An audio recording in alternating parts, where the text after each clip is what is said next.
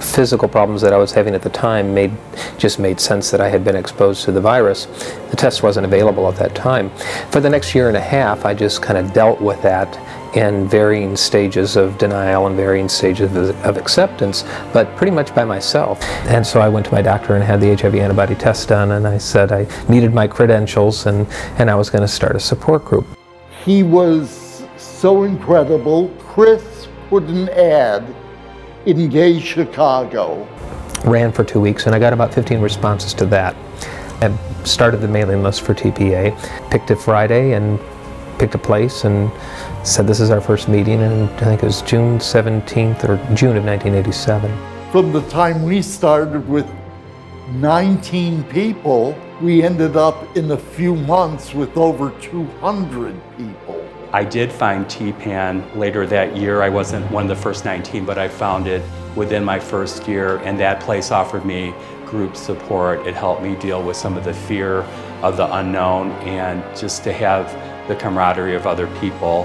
And I was told, as we all were told, you have 18 to 24 months to live. We'd go to St. Joseph's Hospital one night a week in between our meetings, and then we would go over to Illinois Masonic, which were the two hospitals in the gay ghetto that eventually set up wards, entire floors.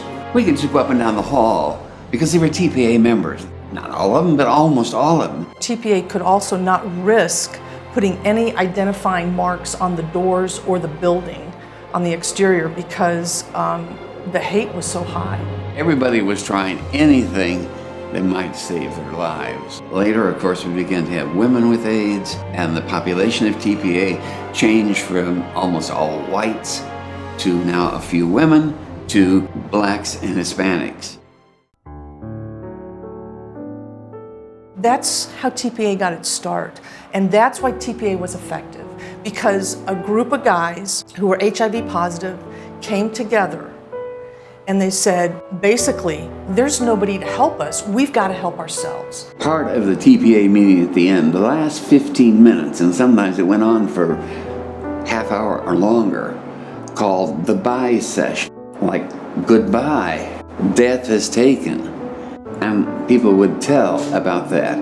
Or in that bye session, they would tell some experience they'd had in dealing with AIDS. For instance, I remember the story of a young man who finally came out to his parents and then went downstate in Illinois to see them. And when he got there, his parents wouldn't let him in the house. They would not let him in the house. And the screen door was locked because they were afraid with this disease he'd come in and he'd kill him. So he went down the road and he went to his grandmother's house and he got the same treatment, the grandmother that he loved. We heard it over and over again of rejection and of horror. And yet there was people like Hannah, Lisa, would come right in and hold the hands of our brothers that were dying, and a few sisters. And Hannah would do channeling, and she'd help them to the next world. And she was magic. For me, it was all about hope. Chris's motivation was to give people the highest possible quality of life, and he saw that happening by coming together. What I remember very clearly was we were kind of shooting for that point where we could manage it instead of everybody just dropping like flies. And that's hope. Yes, Hope allows you to have that mentality. When you are filled with despair, when you are filled with fear, you can't look forward. You can't look beyond your own feet. It's important also that TPA or any organization be open to diverse groups. People of color, women and children, anyone who needs the information. It shouldn't matter, and it doesn't matter. If you're gay, if you're black, if you're white, if you're asymptomatic, if you're PWA, we're here for you. Accept me for who I am. I am black, and I'm also a person with AIDS, and this is who I am. If you can't accept it, That's your problem. It's not mine. Positively Aware PA is TPAN's magazine. And we used to meet at Chris's apartment and assemble them. In other words, it was shoestring and it was beg and it was help. And you talk about the outreach and the gift of TPA to the whole AIDS crisis. I've traveled all around the country and world, and I see copies of that magazine and I talk to people about it.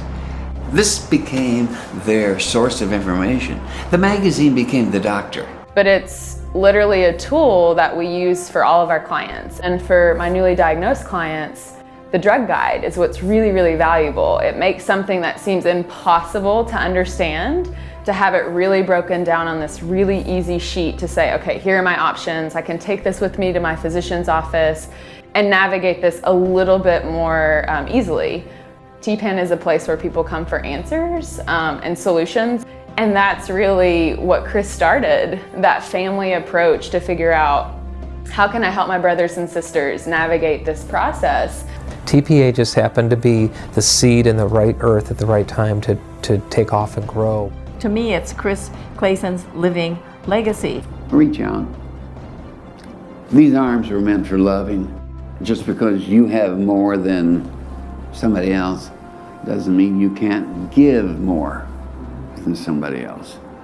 And that you can reach out, you can keep caring, you can keep supporting. You can, if nothing else, you've been successful, you can write a check and you can help.